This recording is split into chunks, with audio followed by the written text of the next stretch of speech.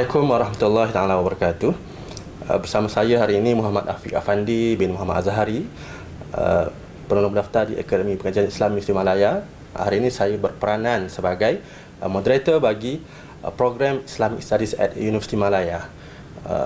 Untuk pengetahuan tuan-tuan dan puan-puan, Akademi Pengajian Islam Universiti Malaya memperkenalkan satu program yang ringkas dan santai yang dinamakan sebagai Islamic Studies at UM, dengan tujuan untuk memperkenalkan kepada tuan-tuan dan puan-puan tentang bidang-bidang penyelidikan yang dijalankan oleh para pensyarah di API dalam pelbagai bidang, dalam bidang undang-undang, dalam bidang akidah, dalam bidang ekonomi, dalam bidang perakaunan dan lain-lain. Jadi kita adakan slot ini secara santai, dan setiap daripada slot ini kita bawakan kepada tuan-tuan dan puan-puan tokoh-tokoh dalam bidang masing-masing. Dan hari ini saya suka untuk mengulas ataupun membawakan kepada tuan-tuan satu penerbitan buku yang bagi saya sangat menarik, yang berjudul Gagasan Etika Global Hans Kung menurut perspektif Islam, yang mana ditulis oleh Dr. Muhammad Khairul Naim bin Cik Nordin. Dan hari ini kita semua bertuah kerana dapat bersama dengan penulis buku ini, iaitu Dr. Khairul Naim bin Cik Nordin. Doktor, ya, selamat datang ke program Islamic Studies at UM. Ya, terima kasih atas jemputan. Okay, Doktor, program ini sebenarnya kita adakan santai-santai saja. Jadi ada beberapa soalan yang saya akan ajukan kepada doktor dan kita akan diskusi secara ringkas lah. Okay. Kita ambil masa dalam sekitar 15 minit untuk kita bincangkan ataupun diskusikan tentang apa sebenarnya yang terdapat dalam buku ini, Gagasan Etika Global Hans Kung menurut perspektif Islam, yang mana buku ini diterbitkan oleh Pertubuhan Pendidikan Futuwah dengan kerjasama Jabatan Akidah dan Pemikiran Islam, Akademi Pengajian Islam Universiti Malaya, dan diterbitkan pada tahun ini, ya Doktor? Ya, 2022. Ya, baru lagi. Panas-panas lagi. Pada tahun 2022. Baik Doktor, tapi sebelum kita teruskan kita punya sesi ini, saya nak perkenalkanlah tetamu kita. Nama penuh beliau Dr. Muhammad Khairul Naim bin Cik Nordin, bertugas sebagai pensyarah kanan di Jabatan Akidah dan Pemikiran Islam Universiti Malaya sejak dari 2014 hingga kini 2022, selama berapa tahun itu? 8 tahun. 8 tahun. Oh, 8 tahun. Dan doktor berkhidmat dari sini sejak zaman belajar, maksudnya daripada zaman belajar, kemudian sebelum itu saya fellow SLAT lah. Fellow SLAT. Kemudian terus menamatkan pengajian PhD dan berkhidmat sebagai pensyarah, ya. Okey. Okey doktor, berbalik kepada buku yang saya pegang ini, yang doktor telah selesaikan penulisannya, yang kita lihat sekali pandang lah, saya punya pandangan bila kita lihat tajuk ni, dia membincangkan dua sisi, iaitu sisi tokoh dalam bidang teologi dan juga bagaimana perspektif Islam itu sendiri yang melihat ketokohan iaitu Hans Kung ini sebagai tokoh dalam bidang teologi. Jadi doktor, boleh ceritakan sedikit kepada kita semua apa sebenarnya yang dapat disampaikan melalui buku ini? Okey, Assalamualaikum. Terima kasih kepada Encik Muhammad Afiq Afandi selaku penolong pendaftar bahagian ijazah tinggi. Dan saya ucapkan terima kasih juga atas jemputan bahagian penyelidikan yang menganjurkan Islamic Studies at UM atas peluang inilah. Jadi buku ini secara umumnya kita boleh ianya berasaskan kepada beberapa persoalan kenapa kajian ini dimulakan. Persoalan yang pertama adalah apakah wujud satu nilai yang menjadi penyatu untuk setiap manusia, nilai yang dikongsi bersama. Itu yang pertama. Yang keduanya, apakah nilai-nilai itu juga wujud dalam setiap agama? Apakah agama mengajar nilai-nilai tersebut? Dan yang ketiganya, jika mana setiap agama mempunyai nilai-nilai itu, apakah ia boleh dikongsi dan bagaimana status kedudukan agama itu? Apakah setiap agama sama kedudukannya ataupun berbeza? Dan persoalan yang keempat, banyak persoalan. Persoalan yang keempat, apakah ia boleh menjadi satu medan penyatu kedamaian antara agama yang yang sebelum ini dilihat bergolak? Dan ini yang membawa kepada persoalan yang lebih khusus, yang siapa yang memperkenalkan nilai ini. Jadi dalam kajian-kajian yang saya buat berkenaan dengan gagasan ini, tokoh yang utama yang menggagaskan idea ini adalah Hans Kung, di mana beliau berjaya untuk menengahkannya sebagai suatu deklarasi sejagat, suatu kita sebut dalam bahasa Melayunya persidangan parlimen agama-agama dunia. Dia sebut parlimen itu bukanlah parlimen macam parlimen Malaysia, tetapi ia lebih sekadar macam pertemuan dan dialog yang hadir itu adalah pemimpin-pemimpin agama daripada pelbagai pelosok dunia. Diadakan di Chicago, dah lama lah, 1993, dan di situlah digazetkan satu kita sebut deklarasi etika sejagat ataupun etika global. Dan gagasan idea ini kemudian dikembangkan lagi sampai ke tahap United Nations ataupun Pertubuhan Bangsa-Bangsa Bersatu, dan ianya dimajukan lagi bila mana tertubuhnya gagasan Yayasan Etika Global oleh Hans Kung juga. Dan buku-buku teks, kalau kita tengok mungkin tidak ada di Malaysia, tapi kita tengok buku-buku teks di Jerman, di China dan beberapa tempat yang lain menjadikan etika global ini sebagai satu silibus lah, dimasukkan di dalam buku teks sekolah-sekolah. Dan di universiti juga diajar dengan pelbagai subjek. Bahkan pada 10 tahun lepas ditubuhkan Institut Global Etik yang ditubuhkan di University of Tübingen, Stuttgart, Jerman. Jadi atas asas itulah saya lihat ada keperluan untuk kita menilai gagasan etika global ini ia telah diakui kedudukannya sampai ke tahap Pertubuhan Bangsa-Bangsa Bersatu, dan Hans Kung menggunakan idea ini sebagai satu medan penyatuan agama, medan untuk mendamaikan setiap agama yang beliau lihat bergolak. Bagi beliau, segala apa masalah yang berlaku di dunia ini adalah disebabkan tiadanya keamanan. Dan untuk mencapainya keamanan adalah dengan kita mendamai dan mengharmonikan agama-agama itu, dan untuk mendamaikan penganut agama dengan kita berpegang kepada nilai yang sama. Dan nilai yang sama inilah yang disebut sebagai etika global. Dan apabila disebut setiap agama termasuk juga Islam, kan?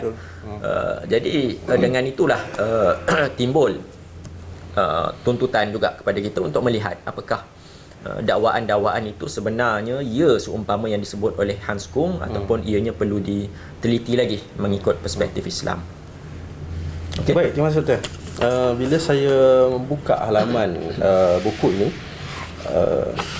menarik juga kandungannya, dan sebagaimana yang Dr.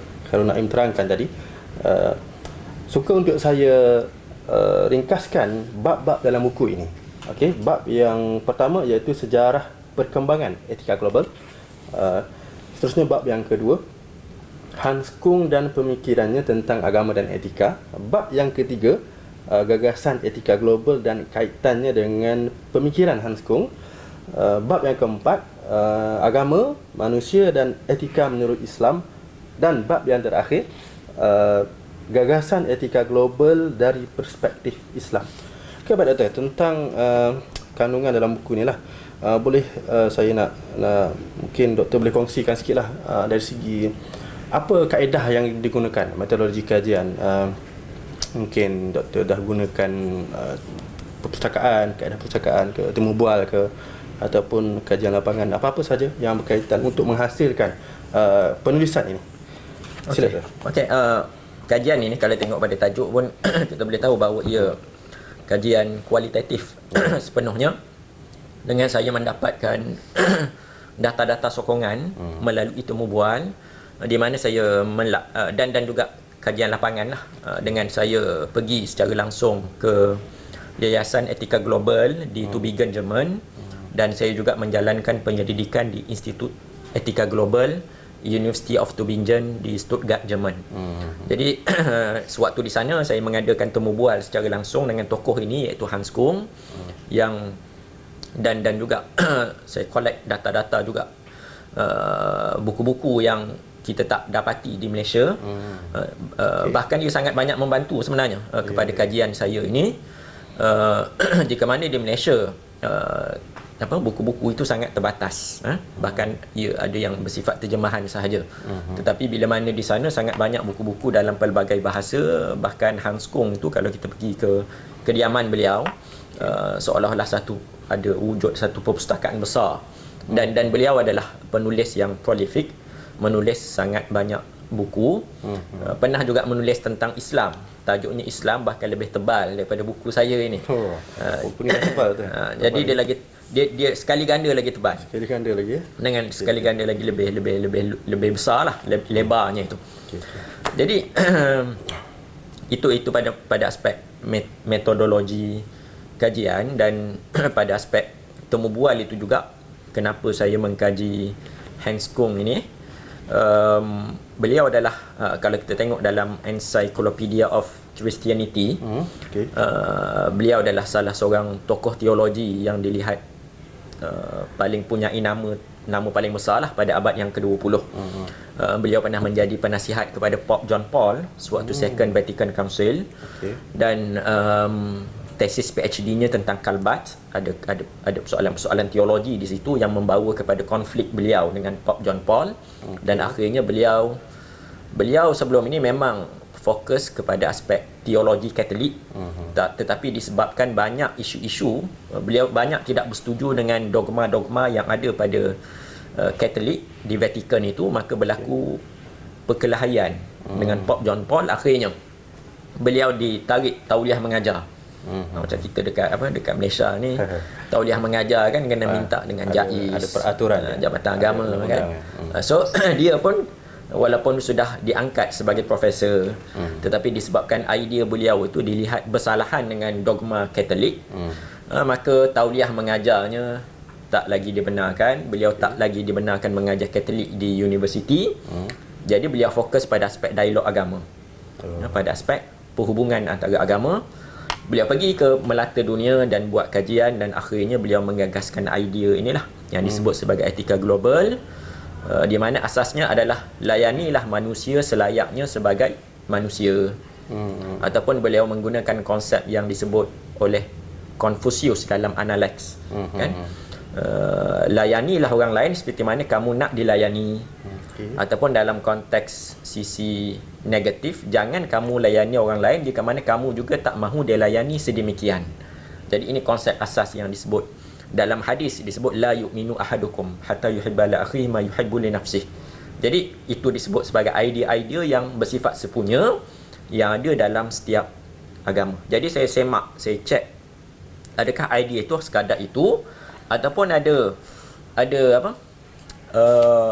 ada kupasan lebih lanjut, yang mana hasil kajian saya itu menunjukkan memang ada kupasan lebih lanjut. Disebabkan itulah dalam buku ini saya pecahkan kepada 3 bahagian, iaitu pada aspek agama, pada aspek manusia, dan pada aspek etika. 3 tunjang inilah yang menjadi asas kepada etika global. Dan saya meneliti setiap perspektif Hans Kung tentang agama, manusia dan etika, dan dianalisis pula perspektif Islam kepada 3 tunjang tadi. Okey, panjang lebar Doktor. Ya. Terima kasih atas ulasan. Okey, saya difahamkan buku ini asal daripada kajian PhD Doktor. Ya. Ya betul lah. Biasalah kalau buat PhD ni adalah halangan dan cabaran kan. Boleh Doktor kongsikan apa kekangannya dan berapa lama untuk menyiapkan kajian ini sampailah terbitnya sebuah buku yang kita dapat lihat sekarang ni. Okey, silakan. Okey, kajian ini pada aspek kekangan dan masa tu sudah pasti memang ada lah. Kalau tidak ada kekangan itu bahkan ganjil bagi sesiapa yang belajar dan sambung belajar kan, sudah pasti akan timbul kekangan itu.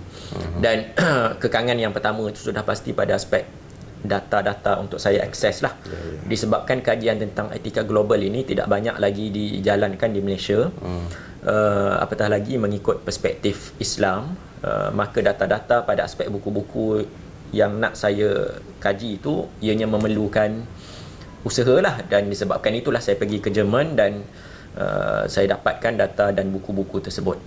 Dan pada aspek yang keduanya, pada aspek kita nak memahami buku-buku idea-idea yang diketengahkan oleh Hans Kung ini. Beliau adalah seorang yang bertutur dalam bahasa Jerman, dan idea-idea beliau itu kadang-kadang tidak sampai in English kan, sebab bahasa Jerman ke English itu kadang-kadang tidak ada satu makna yang sama yang boleh didefinisikan. So doktor kena usaha keraslah sikit untuk memahami bahasa-bahasa ya. Nak bahasa Jerman tu pun saya faham danke saja. Thank you. Jadi sebab itu saya buat temu bual dengan dia untuk mendapatkan ada keywords ataupun kata kunci tertentu yang saya tak berapa nak faham, dan saya dapatkan secara langsung daripada beliau lah.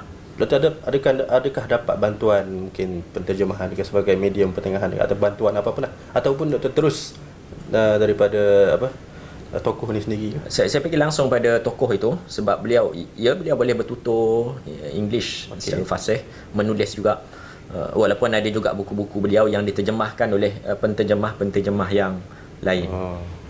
So bantuan pada aspek itulah. Okey, doktor, sikit lagi doktor.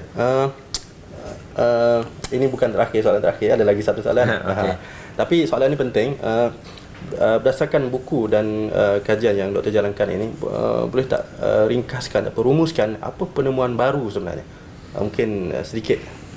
Okey, seperti mana yang saya sebut sebelum ini, bila mana Hans Kung memperkenalkan etika global, ia seolah-olah satu idea yang bersifat umum. Tetapi apabila kita mengkaji kepada deklarasi sejagat etika global yang beliau tulis, dan saya mengkaji juga tentang buku global etik yang beliau tulis, ianya mempunyai penjelasan-penjelasan yang lebih lanjut. Jadi apabila disebut deklarasi etika global ni, dia macam matan. So dia macam matan.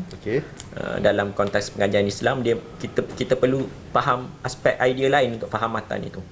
Jadi asas-asas yang dibawa oleh Hans Kung ni, walaupun dia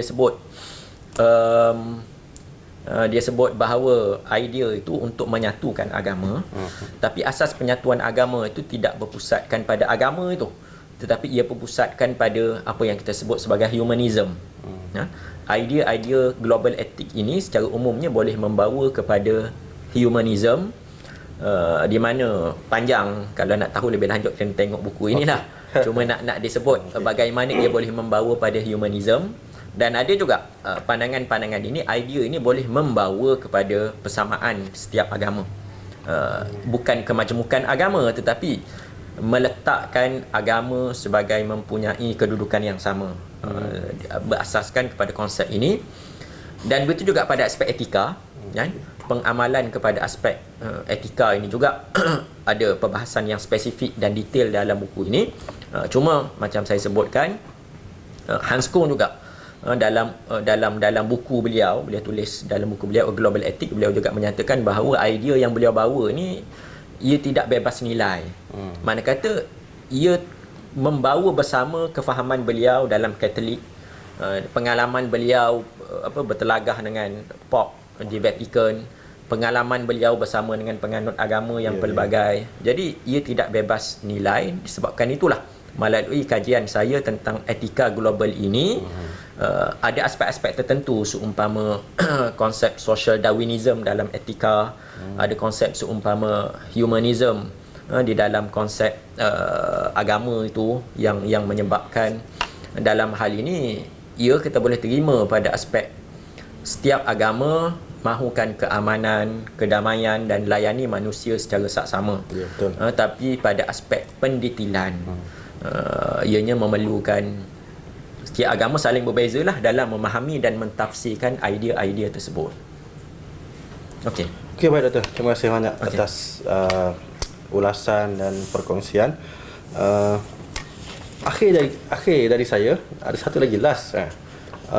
Apakah carangan ataupun mungkin pandangan doktor tentang kajian penerusan untuk mungkin jika ada pengkaji-pengkaji lain yang ingin mengkaji dalam bidang yang sama, apakah mungkin sisi kajian yang boleh diteruskan dalam kajian ini? Sila Tuan. Saya lihat kajian yang boleh disambung lagi adalah berkait dengan kedudukan etika itu. Kajian-kajian tentang etik ini tak banyak dilakukan. Ia ialah akhlak Islam, tetapi apabila dibandingkan dengan idea-idea dalam kalangan sarjana non-Muslim itu masih belum banyak. Dan seumpama yang dikembangkan oleh Hans Kung ni, beliau menggunakan konsep etika untuk mengharmonikan agama, maka aspek-aspek itulah yang boleh diketengahkan, dan pada aspek sisi positif saya lihat Hans Kung ni beliau berbezalah dengan pandangan seumpama oleh John Hick yang secara langsung menyamakan agama pada aspek dogma, tapi yang beliau bawa ini lebih pada aspek etika, dan itulah yang saya lihat berkesan untuk dikembangkan khususnya pada masa kini lah, aspek nilai-nilai kemanusiaan itu. Okey, baik. Terima kasih atas perkongsian sepanjang program kita pada hari ini. Sebelum kita akhiri program kita, ada satu soalan yang sangat-sangat penting. Ada lagi satu soalan. Punyalah lama kita berdiskusi pada hari ini. Soalan yang sangat penting adalah macam mana untuk kami dan juga penonton yang berada di rumah, bagaimana cara nak dapatkan buku ini? Adakah boleh dapat secara online ataupun perlu datang secara fizikal ke Universiti Malaya untuk membeli buku ini?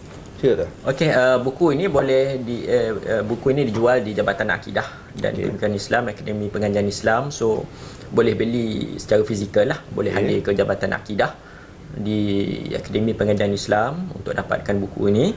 Dan ianya juga boleh dibeli secara online, ada di platform Shopee, dijual di beberapa badan penerbitan buku seumpama penjual buku lah, seumpama Kafilah Buku, Pelita Zihin dan beberapa penerbit buku yang lain. So kalau search dekat Shopee itu just Shopee pun ada just search etika global itu akan keluar lah dealer buku-buku yang penerbit yang menjual buku ini.